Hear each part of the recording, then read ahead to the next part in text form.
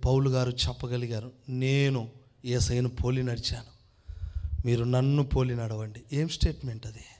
ఎంత మార్పును దేవుడు కలగజేశాడు. దేవుడు తన ప్రజలను తన ప్రజలతో కనబరుచుకునే విధానం ఎట్లుందో చూడు.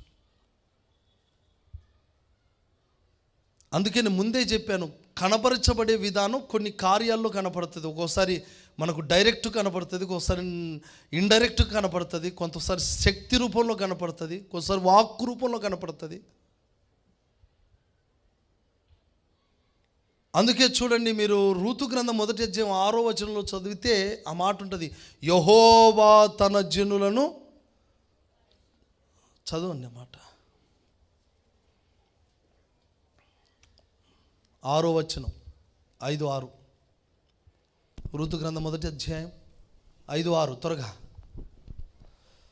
వారు ఇంచుమించు 10 సంవత్సరములు అక్కడ నివసించిన తరువాత, వారు ఇంచుమించు ఎన్ని సంవత్సరాలట? నయోమి కుటుంబం 10 సంవత్సరాలు ఎక్కడున్నారు? మోయాబులో నివసించారు. దేవుని ఇంటిని విడిచిపెట్టారు, రొట్టెల ఇంటిని విడిచిపెట్టారు. ఎందుకని విడిచిపెట్టారు? కరువు వచ్చిందని. కరువు ఇంటికి రాలేదు, ఊర్లో వచ్చింది. కరువు వాళ్ళ ఇంట్లో లేదు, ఊర్లో కరువు వచ్చింది. కానీ వాళ్ళు ఊర్లో కరువు వస్తే ఇంట్లో సమృద్ధి ఉంది, ఇంట్లో అన్నీ ఉన్నాయి. కానీ ఆమె ఎక్కడికి వెళ్ళింది? దేవుని ఇంటిని విడిచిపెట్టి మోయాబుకు వెళ్ళింది. ఎన్ని సంవత్సరాలు ఉంది అక్కడ? 10 years, 10 సంవత్సరాలు అట్లాగే ఉండిపోయింది. దేవుడు లేడు, ప్రార్థన లేదు, విశ్వాస జీవితంలో ఇవన్నీ కోల్పోయింది.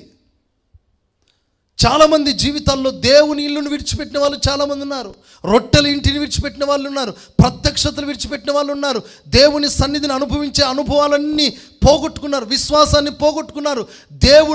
దేవుడు మమ్మల్ని పోషిస్తాడన్న విశ్వాసం కోల్పోయి వాళ్ళు వెలిచూపుతో మేము బ్రతుకుతామని వెళ్ళిపోయారు.